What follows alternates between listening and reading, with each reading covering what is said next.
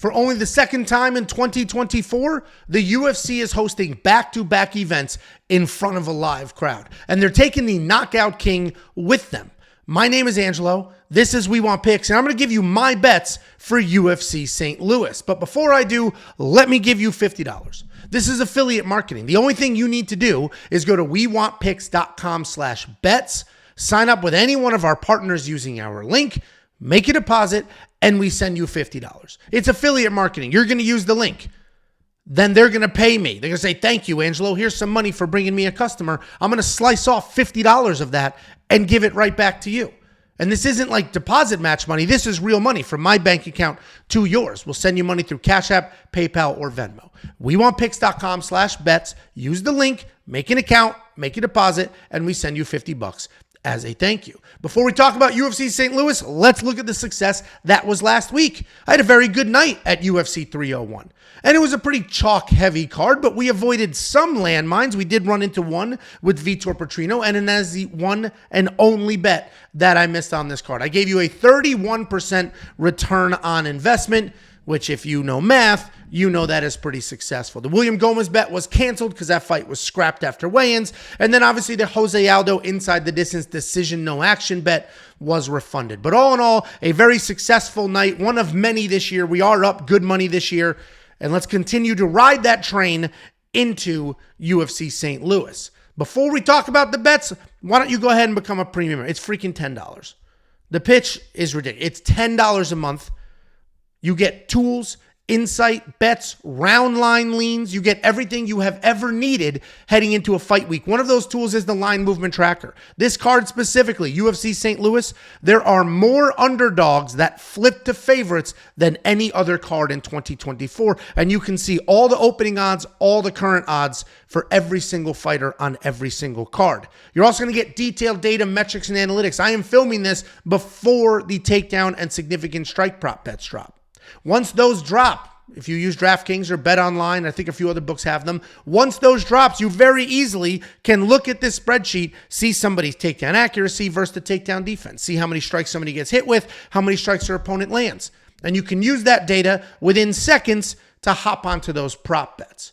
All of this, all of my bets, all of Jacob's bets, the safety parlay, which has been doing well, Artem's bets, running mounts bets, the artificial intelligence that's giving you bets, all of that is available, one single package, $10 a month, wewantpicks.com. Just click Become a Member at the top.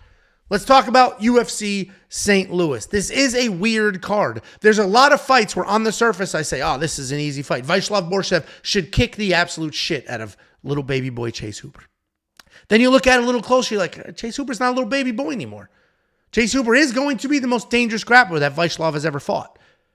And then you start to look at that stuff and you start to reel back a little bit and get a little, okay, maybe I don't need to jump on every single one of these bets. First, we're going to talk about some confident favorites and some solid underdogs. Then I'm going to show you my actual bets. This is a lighter week for me.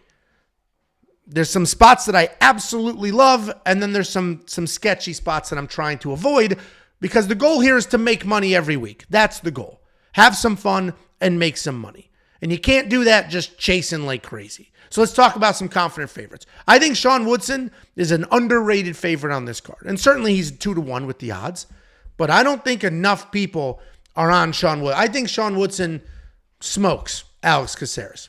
Alex Caceres is a veteran at this point. He's tough, decent striker. He's durable. He can do all the things.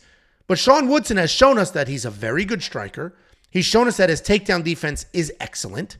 So I don't know what Alex Caceres is going to do here. He's not going to outstrike the insanely clean boxer Sean Woodson, and he's not going to take him down because Dennis Bazooka couldn't take him down and others couldn't take him down as well. So I think Sean Woodson is solid, minus 225. Those aren't terrible odds. Mateusz Rebecki, he's the biggest favorite on the card, and that has happened over the last few days. Over the weekend, he was in the minus threes. Now he's minus 510. I think what's happening is people are looking at this card and they're seeing, all right, well, I don't love anybody. All right, Mateusz Rebecki, nasty wrestler, good power in his hands, good submissions, fighting a 40-year-old. And honestly, it makes sense. You can get much better odds if you go to BetOpenly. BetOpenly is not a sports book. It is peer-to-peer betting. So if I place a bet, there's a human being grabbing the other side. It's not me versus the casino. It's me versus another person. Maybe I know them, maybe I don't. That's why you're going to get better odds. So you see somebody like Montal Shrebeki at minus 510. Well, you can get him at minus 440. That could literally be the difference between a profitable night and a night that is not profitable. Then we have Kevin Jose, minus 232. He might be the best value on this card. Because while I do think Sean Woodson is great value and I think he wins, his opponent, Alex Caceres, is very good. Kevin Josette's opponent is good and is insanely dangerous, but he's not the more skilled fighter in this matchup. Kevin Josette's a better, more skilled fighter. As long as Kevin can avoid the explosiveness of his opponent, he should be totally fine, and I think he can. I think minus 232 is solid money. And then I did squeeze Tabitha Ricci on there. I didn't want to do it, but I was like, I can't leave this slide with only 3 confident favorites. And the reason Tabitha Ricci did make this slide over some others, I have her on here over Carlos Ulberg, and that's because she is fighting somebody who hasn't fought in 2 years. She is fighting somebody who just gave birth. And if we run through all the women and their immediate return after having a child, I can only think of one that has ever won. I can think of 5 that got the shit kicked out of them. Mackenzie Dern, that's only one. Yeah, that's only one. Well, there's 5. There's a lot of them. Misha Tate.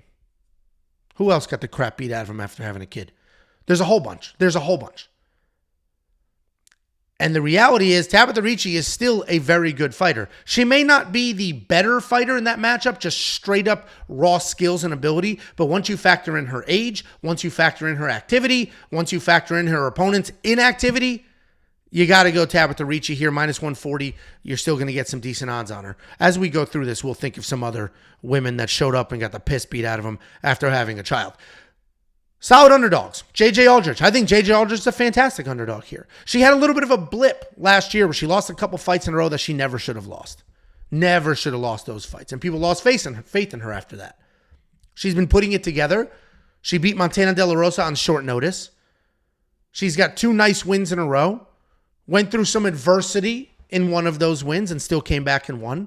And JJ Aldrich is not dangerous, but she has good pressure. She's got good takedowns. She's a good fighter, and I think she could absolutely win this fight. Charles Johnson fighting at home.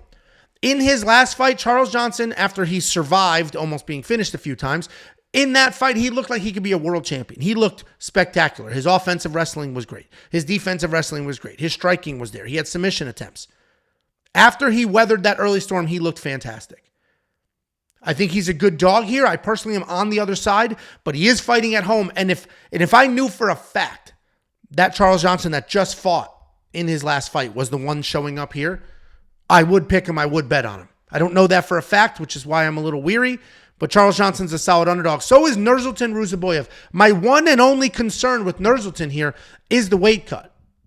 He has fought at 170 pounds before. He's coming down from 185. He has 2 fights in the UFC, 2 knockouts in the UFC. Both of them are at 185 pounds. He just fought a month ago at 185 pounds. He is now quick turning around and fighting at 170. We will know more at weigh-ins. We will know a lot more. If that dude is looking like William Gomez, then let's avoid.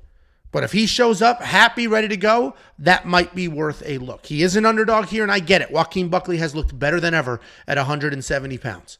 But Nursultan is massive. He's 6'5". He's got power in his hands. He's a nasty wrestler, nasty grappler. Plus 115, let's wait for the scales before we do anything there. And if you don't want to watch the weigh-ins, they're 2 hours.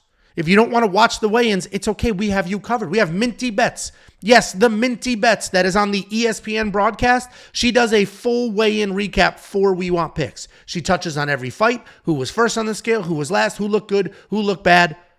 And she runs through all that with you in just a couple of minutes so you don't have to watch the full weigh-ins. And it's even edited with some clips of the weigh-ins and stuff like that. And then Alonzo Menefield. I think Alonzo Menefield's getting overlooked here. And I picked against him. I do think Carlos Ulberg wins this fight. But the only reason I think Carlos Ulberg wins this fight is because you can't trust Alonzo Menefield's decision-making. This is a gentleman that had Jimmy Crute 99% knocked out and decided to shoot a takedown. And it's those decisions that are keeping me away from betting on him. But if he shows up with better decision-making, we have a giant human being that hits like a freight train and can wrestle. Alonzo Menefield is the better mixed martial artist in this mixed martial arts fight. His decision-making is questionable, so I don't know if he's going to use all of his mixed martial arts skills or if he's just going to headhunt and then get finished by the far superior kickboxer. But if you do think that Alonzo Menifield can come forward and Alonzo Menifield can get some takedowns and fight that fight, then Alonzo Menifield makes a lot of sense at plus 225. Let's take a look at my actual bets. A little bit of a low week for me. 3.25 units, 3.25 units on the board. The one bet that I haven't placed yet that I might is the Alonzo Menifield win inside the distance decision, no action. I might decide to do that. That's a bet that I had on the board. I was ready to place it, and I said, let me wait. Let me see. I don't love it, but at the same time, he is a durable guy. He could straight up win this fight, let alone not get knocked out. So we'll see if I place that. If you're a premium member, if I place it, you'll see it. Right off the rip, we have something very unusual for me. Typically, you're not going to see me jump deep into the parlays. You're not going to see me jump deep into the prop bets. And I did. We got Robles to Spain, round 1 KO TKO. I think that's the only way he wins this fight. I don't see a round 2 finish. I don't see him winning a decision. He's either going to knock out Waldo Cortez almost immediately or potentially lose a decision. We don't know. This gentleman has fought 5 times with 5 very quick finishes. His last 4 finishes combined to 38 seconds. 38 seconds of total fight time in his last 4 fights. This is not a guy that we know much about because we haven't seen much in there. He is a Olympic Taekwondo medalist, so we know he's got good striking. We've seen him knock people's heads off. We know he has that. I think the most likely outcome here is first round knockout. So it's almost even money compared to the actual straight up money line bet. So we go ahead and put a quarter of a unit on that. Then I parlayed the over on the lady fights. JJ Aldrich, Veronica Hardy, and then Ricci Torres. I don't think either one of them end by finish. They are a little bit juiced, so the odds are minus 189, but I'm pretty confident in that. Frankly, you could make that the safety parlay. I almost did, except I made the safety parlay before we had every single prop bet available. And just in case, Tabitha Ricci steamrolls Torres. Just in case that happens, it is not the safety parlay. Then I added Sean Woodson. That is my newest bet on the slate here. I was just looking at it. I was like, I need another bet, right? 2.25 units isn't enough. What should I do here? I don't trust Ulberg as much as I should because who knows what's going to happen on the other side of that fight. And I'm running through and I'm like, you know what? Sean Woodson is the only person that I'm looking at this entire slate of bets that I'm almost positive is going to win. These are fist fights. We've seen crazier things happen. But Sean Woodson is the only person at a reasonable price point where I'm like, yeah, I think we're good here. I think we're good here. There's some other people that are good-sized favorites, but they make questionable decisions. So I did do Sean Woodson, minus 225, a full unit on that. And then, of course, we have the safety parlay. These are some of the best odds you're going to get on a safety parlay for the most part. I am very confident in this safety parlay. We did pretty well. I think we've hit 4 of the last 5 or 4 of the last 6, something like that. We're doing very well with the safety parlay. We hit 9 in a row.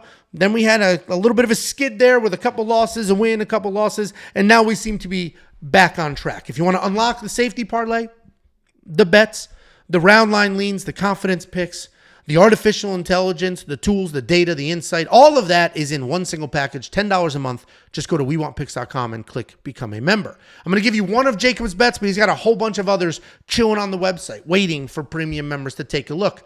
Charles Johnson is his underdog lock of the week, and he got better odds on this prop bet than you would betting him straight up. And I get it, because this could be a refunded bet, similar to my Jose Aldo bet last week. Charles Johnson, win inside the distance, decision, no action at plus 130. This is basically saying if Charles Johnson finishes Jake Hadley, Jacob's going to get paid at plus 130. If it goes to a decision, win or lose, he'll get a full refund. He does have several other bets on Charles Johnson. This is just the one that I'm giving you for free. If you're a premium member, you can check out the rest of his bets, the rest of mine, Artem's bets, Running Mouth's bets, and the artificial intelligence bets. Just go to WeWantPicks.com, click Become a Member. And here's a closer look at BetOpenly. I opened this video by telling you they have the best odds in the business. That's because they are not a casino. What a sportsbook does is they try to beat you. That's how they make money. If everybody wins, they lose money. It is their money. You're betting against them. You're betting against their odds makers. You're trying to be smarter than they are. BetOpenly is a very different business model. It's not their money. They're just the platform that you can bet other human beings. You're trying to be smarter than whoever the stranger is on the other side of the bet. And I think we all know most people are idiots. So let's just hope we're not the idiot and the person on the other side of the bet is. But you're going to get better odds every time, because what the sports books have to do is they have to build in the juice. They have to build in 10% profitability on both sides of the bet, because if people start winning, they still need to make their money. BetOpenly doesn't care. Their money is sheer volume. The more people using the platform, the more money they make. They don't care who wins or who loses. They're just facilitating all of it. So you will get better odds there every single time. You can go up against Jacob, bet on Jake Hadley. Maybe you'll grab the other side of Jacob's bet there. And the anti-safety parlay. The safety parlay goes up there. And you can bet the other side. When you bet the other side of a parlay with BetOpenly, you just need one fighter to lose. Let's say it's a 4-leg parlay. You just need one of those legs to break. Anybody who went there last week and housed or bet on a whole bunch of parlays against Vitor Petrino, you guys got paid, because all of those 8 legs, all those parlays broke, and you got paid on those. You can check them out at wewantpicks.com/betopenly, or just go to betopenly.com. And finally, don't forget, get your $50. I'm happy to pay you, because if I pay you, that means I got paid. Go to wewantpicks.com/bets. Use the link, sign up, make a deposit, and we will get you $50.